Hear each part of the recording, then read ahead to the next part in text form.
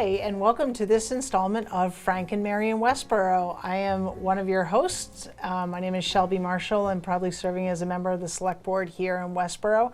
I'm usually joined by my co-host Arthur Bergeron. Arthur's off doing his day job as an elder law attorney, so he's not able to join us, but the show must go on, as they say. So I'm really excited today to be joined by our guest, Ed Bain. Ed is a longtime resident of Westborough, served on many committees. We won't share his resume with you today, but trust me when I say he's served on many committees, been a very active member in town. And today he's here to talk to us as a member, as the chair of the Westborough Affordable Housing Trust. So Ed, welcome. So happy to see you. Thank you so much, Shelby. And, thank you for inviting me. It's really a wonderful opportunity to, bring you and viewers up to date on some of the things we've been doing and introduce some people, if they're not that aware of the Affordable Housing Trust, give them a little background. Right. And most importantly, tell them about some of the interesting initiatives that we actually are working on as we speak. So for our viewers and their background, we had a Select Board member, Alan Edinburgh, when the trust was just sort of, I think it was just pre-town meeting, actually, when the trust was being presented to town meeting for the vote. So take us a little bit back in time. Yep. The formation of the trust, what is it? And then we'll kind of talk about the work that's being done. Okay. Yeah, the trust was, and Alan was instrumental in getting this moving through town meeting in particular, because town meeting needed to approve the creation of a trust under a certain state statute. Now, that was done at the fall 2020 town meeting, and it was voted unanimously. Yes. And which was very encouraging, and I think it reflected the will of the residents in Westborough, the citizens in Westborough, to provide a mechanism where we have an outlet to develop the affordable housing within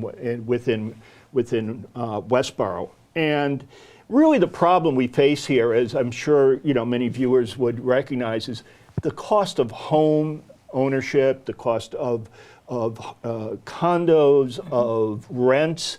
They have just skyrocketed. Before we started taping, we were just talking about that, right? The sale of real estate, and if you, our real estate is highly valued now. It's wonderful, but then if you sell and you want to remain here, where do you go? Right? I know. Right. We actually, my wife and I, as you mentioned, we've been here a long time. We moved in 42 years ago this month. And the reason we moved to Westborough was because it was affordable then. Right. And we bought a nice little house downtown, and then later moved to a little larger house when son number three arrived. The suburbs of Westborough. The suburbs, the outlying districts. But anyhow, so the basic problem is a lack of affordable housing. And just as a statistic, there's a concept called being house burdened, or the cost burden. On houses, and that's I'm house burdened on the weekend when I have to do work on the house. Right. That's a different topic. That's a different. No, this is just the cost of your mortgage or your rent, and particularly rents. And in Westborough, we've been building a lot of condos and apartment complexes, much more so. They far outstrip over the past 10 years what we built as single residential homes, which came about mostly in the 80s and 90s. But looking at some statistics from the census and using some metrics by Housing and Urban Development, which defines someone is housing cost burdened when they have to spend more than 30% of their income on mortgage, utilities, or rent. Okay.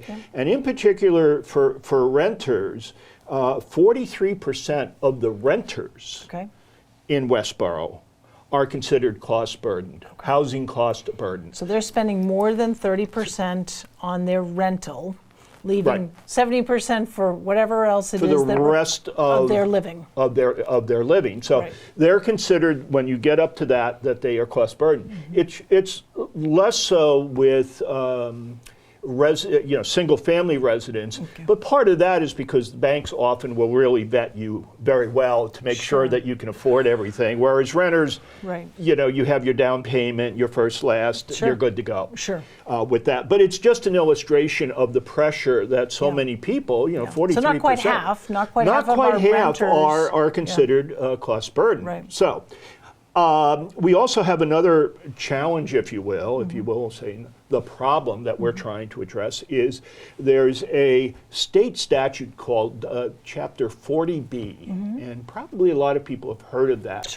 And basically what it does is it's an attempt by the state to provide affordable housing through local mandates. And in particular, the basic rule is they want every town to have 10% of their housing units, single-family houses, condos, or rental units, to be 10% of them to be affordable. Okay, and they set the and the affordability element, if you will, the measurement is based on a number of different factors. One of this being this cost burden element and average median income. Average median income, You have to be at like 80%, of average median income to be considered to qualify. To qualify, exactly. So they use that as, and we're in the Worcester part of HUD's, if you will, area. With that. So anyhow, the trust was started to address. So I just want to touch base. So the 40B is sort of a little bit of a stick element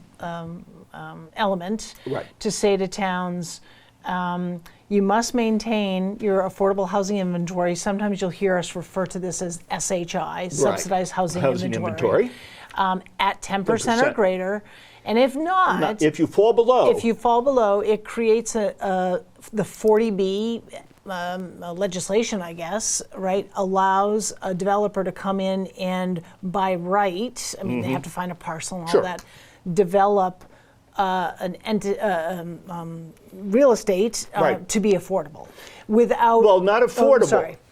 I'm sorry. Go ahead. I'm sorry to interrupt you. No, it allows them to develop outside of the local zoning. Thank you. They don't need to keep, they can have a higher density development. Yes, thank you. They're still constricted by providing 20% of whatever they do build as affordable. But it's outside local zoning. But it's more the local zoning kind of goes out the window a bit. And they're no longer held accountable for that. So I'm sorry. Thank you for bringing that up. So, and it's an important point because I know that, for those of you that, attend town meeting, some of our most heated discussions are not so much about how we're spending the money. They are heated and they're important, but it's about zoning changes. People are very sensitive. In fact, at the state level, they're trying to really trim down and almost eliminate the ability for local zoning allowances. They're trying to make it kind of more, like butter, smooth. So that you don't have a lot of changes or, as some places might do, is you can, in a wealthy community that can afford it, you could create zoning where you say, well, you need 5 acres if you want to build a house. Right.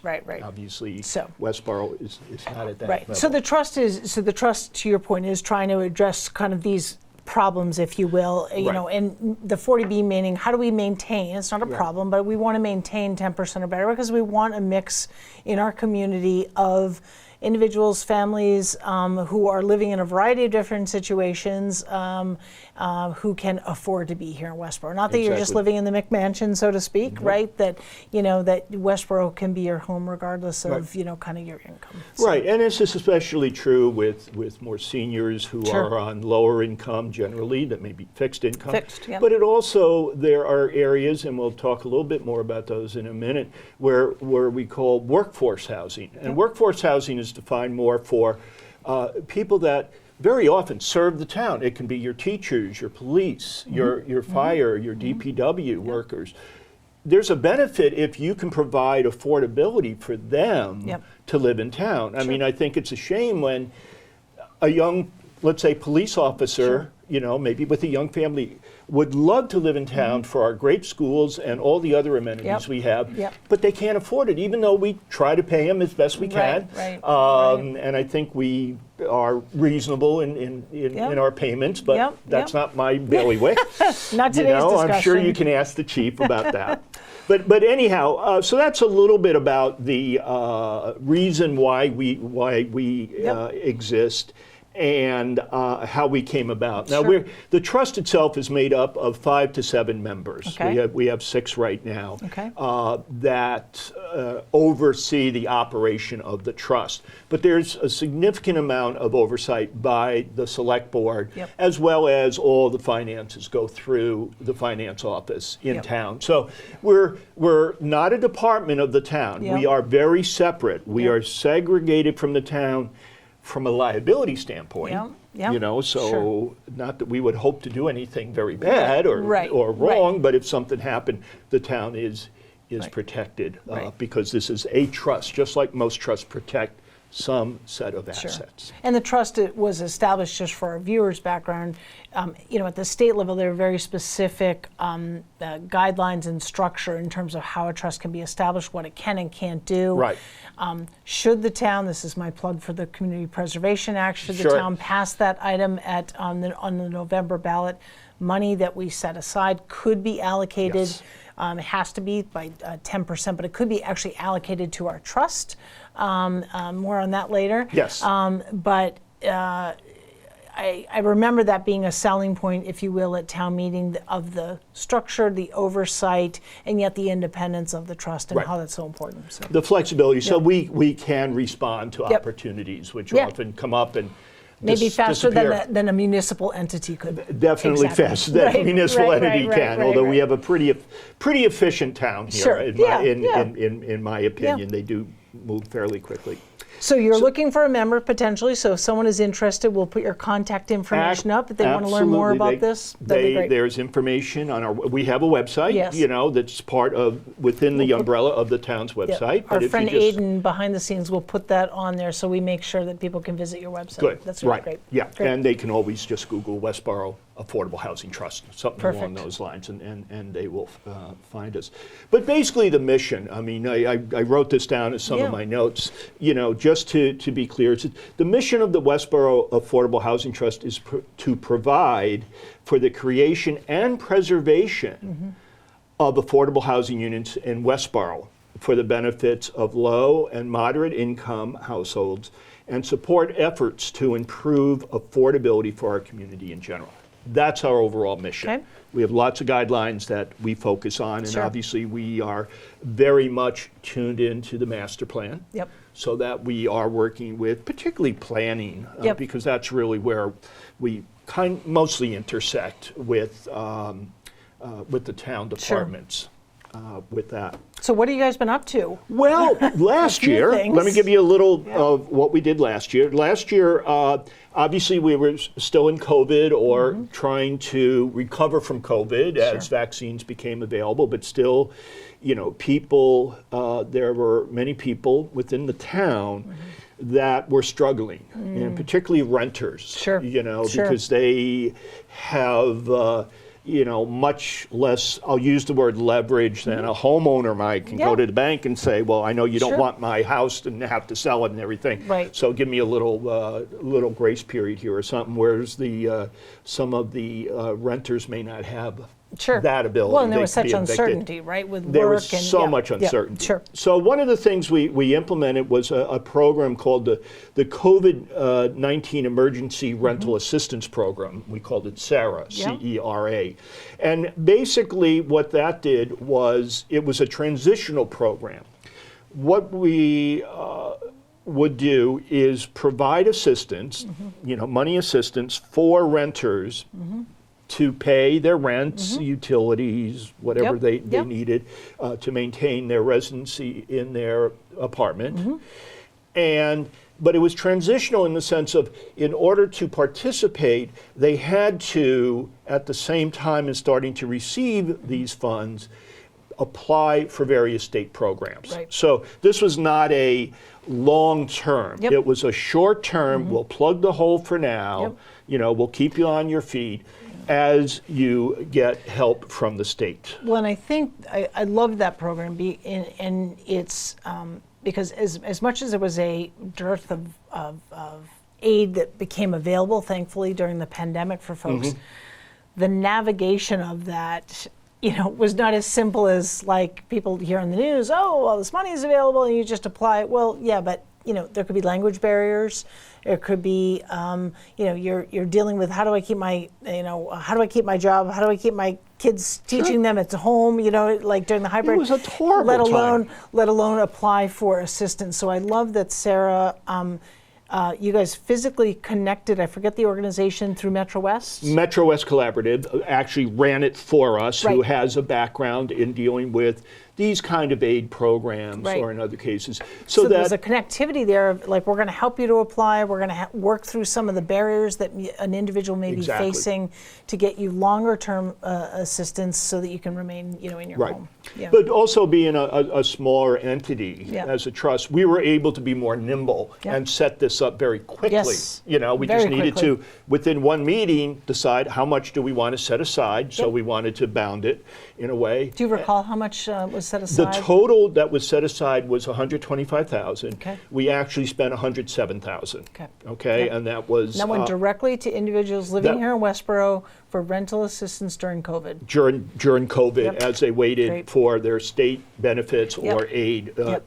to come about. And we were able to benefit about a total of 50 people Wow. with that's that. great. So, you know, it was one way the trust could, early on, Sure. after its creation, Yeah. step Who knew, in. right? We didn't, when we created the trust, we had no idea, right? I mean, because that mechanism, I mean, and I was sort of on the, if you will, the private side of that, Yeah. working with the Rotary Club and some other organizations to fundraise to help in that situation, Yes. but we just didn't have that mechanism. So those monies ultimately pooled, like, and Yep.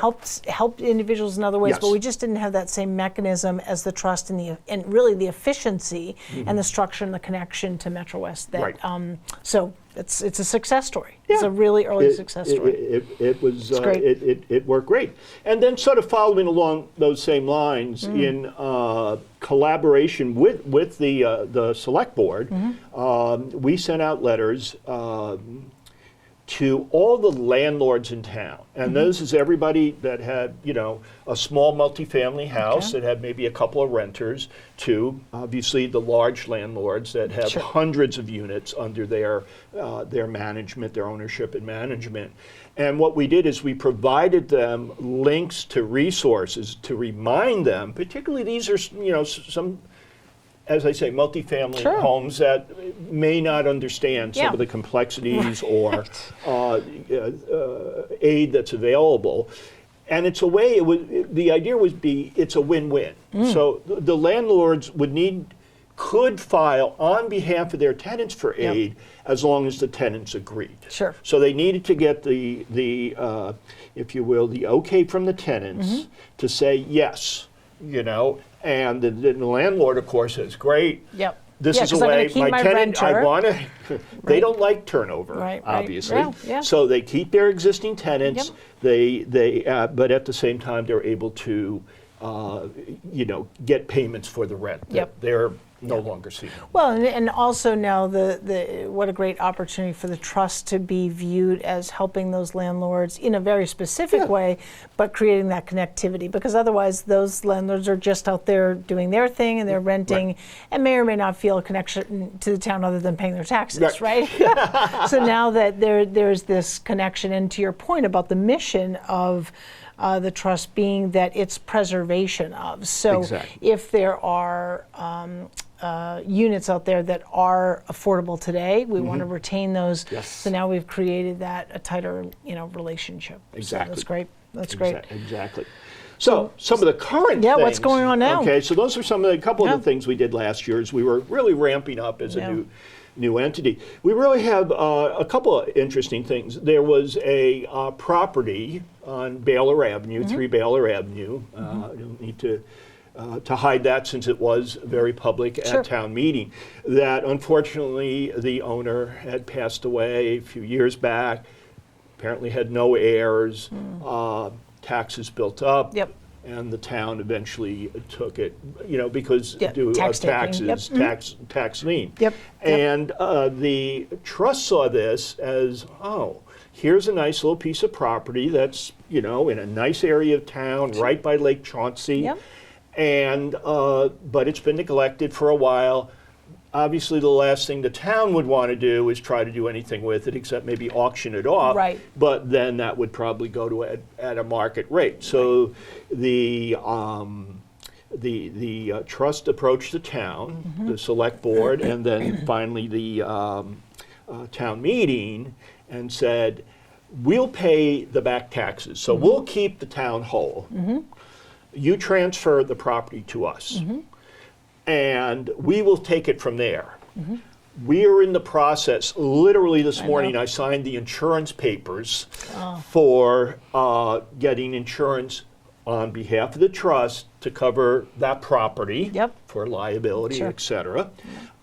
We have executed the deed transfer. It hasn't been filed yet. Yeah, yeah. And, but that hopefully, as soon as we get a binder on the insurance, we'll be ready to go. Excellent. And then we'll look to see, is this something that we can rehab, Yep. or something that really should be, it's a, a slab Sure, grade, it's sure. a modest home, it Yep. has 2 bedrooms, built in the, I think, late 40s or early 50s. Or maybe it's best to start Start anew. from scratch, Yeah, build yeah. something new. But the key thing is we want to build something that is, in style with the neighborhood. Sure. Now that neighborhood, it wasn't all just the same house. Yeah. They were all a little different, but Yeah. they were all, Yeah. Similar profile, sizes, height, similar yeah, lots, yep. et cetera. Yep. So we would want to do that, especially also to keep the cost down, and then we would look Sure. to sell it to an affordable buyer. Yep. And once we're able to really gain access, we'll be able to determine a lot more, Sure. because it's, town still owns it. Yeah. What we want to do with that. It's really exciting. Yes, it is. I mean, It gives us. and I know one of the programs, you had mentioned, or that I'm aware of, is also, I think it's further down here, is kind of that first-time home buyer Yeah, we can program. talk about that now. Right, could that potentially be a link to this? Absolutely. Okay, if you don't mind. Yeah, let me talk about that. Well, one of the challenges, as people are probably aware within the U.S. and here in Westborough, is you might have a younger family that's just starting out, and they haven't bought a home yet. They're maybe in an apartment. Unfortunately, apartment rents chew up Yeah. so much of their money that they really can't save a lot towards a down payment. Sure. Which is often how young couples Yep. buy a home. They scrimp and save. They Yeah. put money away, and eventually are able to come up with a down payment. That's very hard to do if you're renting an apartment these Yeah, days. it is like a mortgage payment. It's plus. like you're Yeah. paying the equivalent of what a mortgage Yep, would be, yeah, and and no insurance, et equity. cetera, et cetera. Right, right, But without the benefit of building equity. right. So Boston has been doing a trial on a program called 1+ Boston Homeowner Program. Okay. And what it is it's a program whereby first-time buyers can get low down payments, low percentage down payments. Sure. So instead of needing 15, 20% Yep. to buy the house Yep. as a down payment, it can be in the single-digit Wow. percentages. Sure. And they also will get reduced mortgage interest rates, Yep. which we know have been low, but they've been going up, as Right. we've seen Right. with inflation. Sure. Yeah. The Yeah, Fed the is downturn. pushing up interest rates. Sure. And that is inuring down to the banks that issue Yep. mortgages. Sure. So by providing that, plus covering like closing costs, which Yeah. can be Yep. another Several thousands. Yeah. thousands Yeah, of yeah. dollars, Yep. things like that. Yep. You can get somebody into a home That's for great. the first time, and then they're able to build up some equity. So we would want to, it would be a combination of that. Now, that's not necessarily just for affordable, but we would want to do it for affordable buyers. So we can take somebody not high income, first-time buyers, they're probably in an apartment, they're strapped now, but here's a pathway through that. So we're in the investigative stage for that particular program. But it is something that's been very successful in Boston, and we would hope to copy it in some form or another. Sure. Just quickly on Baylor Ave, just for our viewers, so the idea would be that the Baylor Ave property would stay affordable. Yes. It would be an owned home at some point. It's not affordable now, or no, it had not been. But it will be affordable in perpetuity. Exactly. And that's a good point to bring up.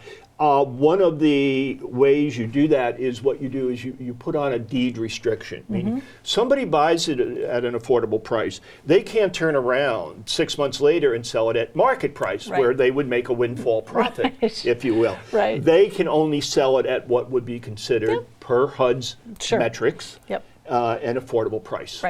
So, and that deed goes in perpetuity. So, it may go up, a bit with inflation, et cetera, or maybe if the homeowner maybe added a room, that would increase the value of the home more. Sure. But it stays in perpetuity, has long-term community benefit, and it also helps that SHI we talked about.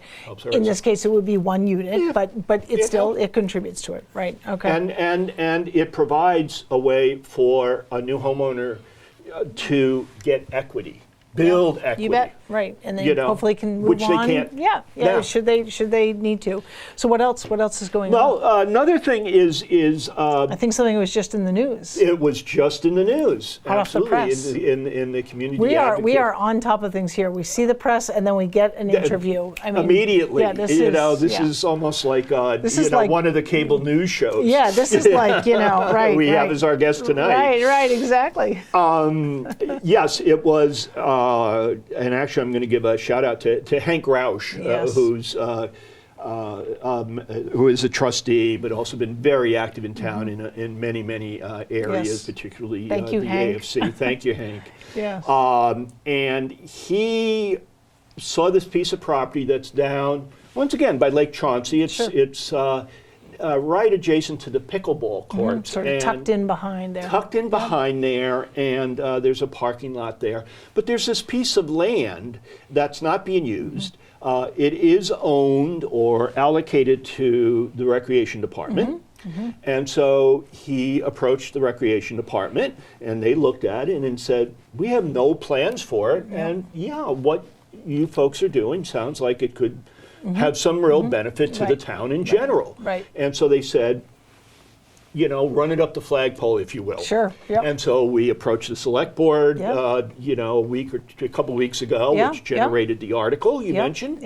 And the select board said, sounds like it could be a win-win. So the concept, and its only concept at this point, is what for Endicott? To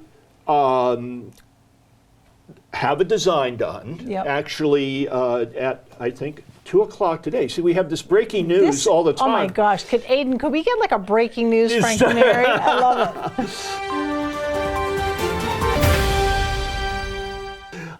Hank will be with what's called the One-Stop Shop, which is held to bring together everybody from planning, DPW, So this is police, a town, fire. We often bring in businesses, one-stop shop. If they have a concept they want to bring, like the Coop went through that, right? So the Coop new business came in, they met. So it's like an informal meeting where they can kind of bounce off ideas without sort of having to be in like a meeting with the planning board specifically. Right. So you can vet out issues that somebody may bring up or the zoning board would say, well, this is what you can do, and the fire department wants to make sure, anything you do can be accessible. We look at utilities, are they available? Sewer, septic, capacities, things like that. So You know, we're just trying to move things forward to the point where we get, if you will, blessings from various departments Sure. to say, yeah, this looks good. Yep. And then we might need to get a zoning variance depending upon what we want to build. Okay. But we envision a 1 to 3 unit type of development. These could be connected units like townhouses. Sure. Okay. Obviously, once again, young families. This would be family. Yep. These units would be sold. Sure. We're not looking to become a rental agency. Right, important. I think that's important for our It is. viewers to know that this really is to, you know, you want it to be developed privately, but have that Right. In perpetuity tie-in that maintains this affordability for the Affordability. long term for the town. Yep. Absolutely. And its residents, obviously. Yeah. Absolutely. Good. So, you know, we're right in the process. Fun. In, you know, step by step, we make progress every week. That's great. On looking at opportunities like that. That's great. You know, and if the viewers know of anybody, Mm-hmm. or are there any viewers out there that might have a parcel of land Yeah. that they think they would like to deed over to the town or the trust, more specifically, they should Well, do I it. think of I don't know if you believe in spirits, the person at Baylor Ave, you know, so unfortunately didn't have children, heirs, you know, if you will, but that property will be for good. So that's right. that's a bit of their legacy will be Right, that that's wonderful. Yeah. hopefully Yeah. a young family will be able Sure. to benefit as that person may Yeah. have when they were Yeah, raising right, a family right. there. So I know With you have that- another project in the next couple minutes, last couple minutes we Sure. have, and we talk a lot about affordability, we talked about a Right. lot about families, but very much in the view of the trust and certainly Right. the interest of the town is how do we keep our seniors Seniors. here and affordability? So what's going on up What- at Rogers Road? What we have been doing is working in conjunction with Westborough Housing Authority, Mm-hmm. which owns a plot of land on Rogers Road, which is near where the senior center Mm-hmm. is. There's a piece of land towards the back behind some of the current housing Okay. that we have been able to have for free by Mass Housing Partnership, Wow. a kind of land survey. Just give us a light of what kind of soils do you have and drainage and things like that. Sure. But we would hope to build anywhere from 20 to 40 senior, i.e., Yep. you know, 55 or 62 plus. We'd have to We'll look all at be there soon. right. if we're we'll not be there already, soon. right? And but really, once again, for low Affordable, income, yep, so that you know they have a place. Yep. And rental. You know, right. and those would be rented. And these would Those would be rental units. built and managed by the Westborough Housing Authority, It correct? could be, or it could be an independent. Okay. Another one. That's Okay, so some of the there's some things we're variables. working out. But Great. yeah, I would love to see Westborough Housing Authority be the Sure. manager. Of So, but at least advancing. So this has been a discussion for those of you that have been in Right. town, right? This has been a discussion for a long time about Right. we need more housing and why can't we build up at Rogers Road? So this effort is that movement. It's Right. it's taking that concept and saying, Yep. okay, let's look at the land, let's talk about the next steps, and it is.